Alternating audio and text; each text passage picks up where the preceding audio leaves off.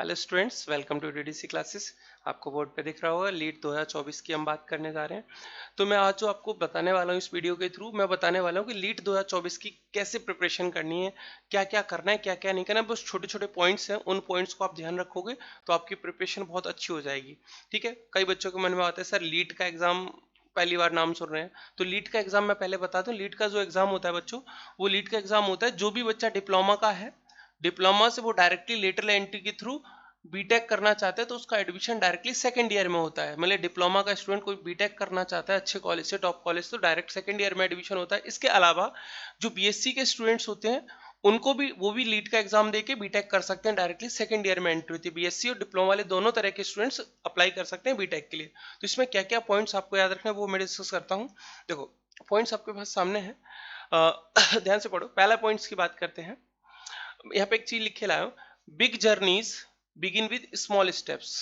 मतलब समझ में आता है कि सर छोटे छोटे स्टेप्स से हमें कुछ बड़ा चीज हासिल होगा। तो छोटे छोटे स्टेप्स क्या है? पहला है define your aim before beginning. शुरुआत करने से पहले आपको खुद डिसाइड करना पड़ेगा कि आपको किस एग्जाम के लिए देना है। जैसे आईपीयू लीट की बात करते हैं, डीटीयू लीट की बात करें, अगर आपका सिलेक्शन लेना है क्या कि डीटीयू के दिल्ली कॉलेज ऑफ इंजीनियरिंग या दिल्ली टेक्निकल यूनिवर्सिटी में लेना है तो उसके लिए प्रिपरेशन करनी पड़ेगी। बीटेक करना है, आईपीयू लीट के लिए करना है तो आईपीयू लीट के लिए प्रिपरेशन करनी पड़ेगी। स्लाइड के लिए करना है तो स्लाइड के लिए, मतलब आपको क्या करना है वो आपको पहले एम बनाना पड़ेगा।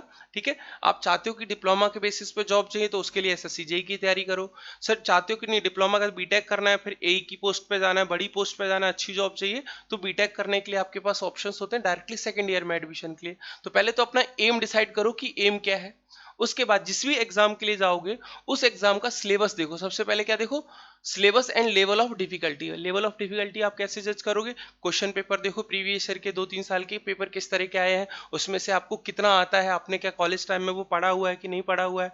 नहीं पढ़ा हुआ है तो आपको कितनी मेहनत करनी पड़ेगी। अगर आपको लगता है आपने बहुत सारा कंटेंट पहले से पढ़ा हुआ है तो टॉपिक्स जो है वो पढ़े हुए हैं, सिलेबस के टॉपिक्स अगर आपको आते तो आपको कम एफर्ट करना पड़ेगा, बट एफर्ट तो देना पड़ेगा अच्छी रैंक के लिए। ठीक है। तीसरा पॉइंट है गो थ्रू। अब level of go through previous year papers, आपको जज करना है कि आपको नॉलेज है कि नहीं, तो आपको प्रीवियस ईयर पेपर्स पे जाना पड़ेगा। चौथा जो पॉइंट है कि सर जितने भी सब्जेक्ट हो, चाहे वो रीजनिंग हो, चाहे मैकेनिक्स हो, चाहे वो इंग्लिश हो, चाहे कंप्यूटर हो, चाहे एप्टीट्यूड हो, अलग अलग एग्जाम में अलग अलग सब्जेक्ट रहते हैं। कुछ यूनिवर्सिटीज में, कुछ लीड के एग्जाम में अलग सब्जेक्ट रहते हैं, टेक्निकल सब्जेक्ट भी रहते हैं मैकेनिक्स के अलावा भी। तो आपको सबसे पहले जितने भी सब्जेक्ट उनकी एटलीस्ट एक रेफरेंस बुक रखनी पड़ेगी। जरूरी नहीं कि आप हार्ड कॉपी रखो, एटलीस्ट उसकी सॉफ्ट कॉपी मतलब पीडीएफ फॉर्म भी रख सकते हो, ताकि जैसे आपने किसी चैप्टर में पढ़े 20 टॉपिक, सपोज एक चैप्टर में 20 कंसेप्ट है, 18 कंसेप्ट आपको आते हैं, 2 कंसेप्ट में डाउट है। ठीक है। तो उसके लिए आप जा सकते हो, उस बुक में डिटेल पढ़ सकते हो। कई बार क्या होता है डाउट आता है तो डाउट के लिए बुक से आप रेफरेंस ले सकते हो। तो standard book at least hard copy या सॉफ्ट कॉपी हर एक सब्जेक्ट की होनी चाहिए। 3 सब्जेक्ट में 3 बुक चाहिए तो तीनों पीडीएफ में रख सकते हो, हार्ड कॉपी रख सकते हो। इसके अलावा जब भी आप प्लान करते हो सब्जेक्ट वाइज वो करिए वीकली। आपका एक वीक में कितने चैप्टर फिनिश करने हैं, कौन कौन से सब्जेक्ट के कितने टॉपिक करने हैं कंप्लीट, वो आपको डिसाइड करना पड़ेगा। वो ध्यान से करिए, अपने हिसाब से कितना टाइम आप दे पा रहे हो। अगर आप कॉलेज में हो, फाइनल ईयर में हो, तो आपको टाइम थोड़ा सा कम दे पाओगे, लेकिन अगर ड्रॉपर हो तो आप ज्यादा टाइम दे सकते हो। तो उसी हिसाब से अपना प्लान करिए। वीक में आप 4 घंटे दे सकते हो, 10 घंटे दे सकते हो, 20 घंटे दे सकते हो अकॉर्डिंग। ठीक है। डेली प्लान भी करना होगा कि आपको डेली 2 घंटे देने हैं, 3 घंटे देने हैं, 4 घंटे देने हैं। इसमें कई बच्चे होंगे जो ड्रॉपर होंगे, कुछ बच्चे फाइनल ईयर में होंगे, तो दोनों के लिए। प्लस कुछ बच्चे ऐसे भी होंगे जो बिना कोचिंग के भी करते हैं।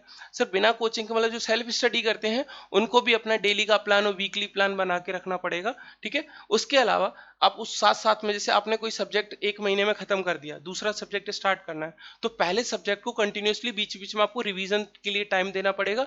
वीकली उसका रिवीजन प्लान बनाना पड़ेगा। अगर रिवीजन नहीं करोगे, जैसे एक सब्जेक्ट कंप्लीट कर लिया, फिर सोचा दूसरा सब्जेक्ट करते हैं, जब तक दूसरा सब्जेक्ट कंप्लीट करोगे तब तक पहला सब्जेक्ट गायब हो चुका होगा, उड़ चुका होगा दिमाग से। तो उसके लिए रिवीजन चाहिए, तो इसके लिए आपको स्ट्रेटेजी बनानी पड़ेगी। छोटे छोटे पॉइंट्स हैं। फिर है माइक्रो नोट्स। माइक्रो नोट्स का मतलब यहाँ पे है कि जो भी आपने पढ़ा है, मान लो कोई चैप्टर 20 पेज में है, उसको आप हार्डली 1 से 1.5 पेज में कंप्लीट करो। कुछ कुछ शॉर्ट शॉर्ट फॉर्मूले होते हैं, छोटी छोटी ट्रिक्स होती हैं, उनको आप पूरे सब्जेक्ट को, जैसे आपका 80 पेज का सब्जेक्ट है तो 80 पेज को 8 से 10 पेज में उसको कंसाइज करो। छोटे छोटे नोट्स में, इंपोर्टेंट नोट्स जो आपको याद नहीं रहते, कुछ रिमेंबर करने वाले पॉइंट्स हैं, डेटा है, फिगर्स हैं, वो आपको याद रखने पड़ेंगे। ठीक है। दूसरा एक लास्ट इंपॉर्टेंट पॉइंट है, don't allow to accumulate doubts. जो डाउट्स हैं आपके पास उनको इकट्ठा मत होने दो। इकट्ठा नहीं होने देना मतलब आज आपने कोई सब्जेक्ट पढ़ा, एक चैप्टर पढ़ा, उसमें 2 डाउट आ गए, तो आप ऐसा नहीं कि सर 2 डाउट आ गए नेक्स्ट टाइम पढ़ूंगा तब उसको क्लियर करो, नहीं, जैसे जो डाउट आता है वो उसी दिन क्लियर करो या नेक्स्ट डे क्लियर करो, इकट्ठे मत हो। ऐसा नहीं कि मैकेनिक्स पढ़ रहे हो, मैकेनिक्स में 50 डाउट आ गए, धीरे धीरे डाउट इकट्ठे करते जा रहे हो, करते जा रहे हो, इकट्ठे नहीं करने डाउट। डाउट जब भी आता है उसको क्लियर करो, उसके बाद नेक्स्ट आगे बढ़ो। तो डाउट्स इकट्ठे नहीं होने देने। इसके बाद evaluate your self. Evaluate your self का मतलब क्या है बेटा? जो आप हो अपने आप को इवेल्युएट करने का मतलब जज करना है कि आपने जो भी पढ़ा है अभी तक, मतलब जो भी मंथली वीकली जो सब्जेक्ट पढ़ रहे हो, इवेल्युएट करने के लिए आपके पास मेथड आता है टेस्ट सीरीज का। ठीक है, टेस्ट सीरीज का मेथड आता है। तो टेस्ट सीरीज आपको लगानी चाहिए वीकली, जो भी आपका सब्जेक्ट है, आपका जो भी पेपर है उससे रिलेटेड आपको टेस्ट सीरीज डेली लगानी चाहिए। डेली मतलब वीकली लगानी चाहिए, ताकि आपके पास जितने भी मार्क्स आ रहे हैं वो आप जज कर पाओ, अपने आप को इवेल्युएट कर पाओ। कि मान लो कट ऑफ 120 जाती है 200 में से, तो आपके 120 बन रहे हैं, 110 बन रहे हैं, वो आप जज कर पाओगे। उसी बेसिस पे अपनी रिवीजन प्रैक्टिस वो आप बढ़ा पाओगे। ठीक है, इसके लिए क्या है, हम लोग की जो क्लासेस है वो बैचेस चल रहे हैं, ऑनलाइन और ऑफलाइन दोनों टाइम बैचेस चल रहे हैं।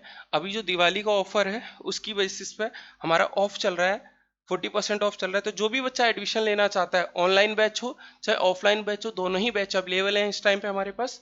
ठीक है, इसमें हमारे पास क्या है, ऑनलाइन के लिए आपको क्या करना पड़ेगा, टीडीसी प्ले स्टोर से टीडीसी क्लासेस ऐप डाउनलोड करनी पड़ेगी। और कोई वेबसाइट या वेब यूजर है या डेस्कटॉप यूजर है जो चाहता है तो उसके लिए क्लास प्लस लॉग इन करना पड़ेगा, जहाँ पे ORG कोड आपको डालना होगा, HDTMU, ये ORG कोड आपको डालना पड़ेगा। आपको पूरी डिटेल इन्फॉर्मेशन मिल जाएगी। ऐप आप फ्री में डाउनलोड करेंगे ऐप को, तो ऐप पे आपको फ्री कंटेंट भी मिलेगा ढेर सारा लीड से रिलेटेड। इसके अलावा आपको कोई भी डाउट रहता है लीड के एग्जाम से रिलेटेड या किसी भी एग्जाम से रिलेटेड, तो आप कमेंट कर सकते हैं हमारे कमेंट सेक्शन में आराम से। तो जो भी प्रॉब्लम हो मैं नेक्स्ट वीडियो में आपको डिस्कस करूंगा। ठीक है, बाकी इन्फॉर्मेशन नेक्स्ट वीडियो में दूंगा। तब तक के लिए थैंक यू।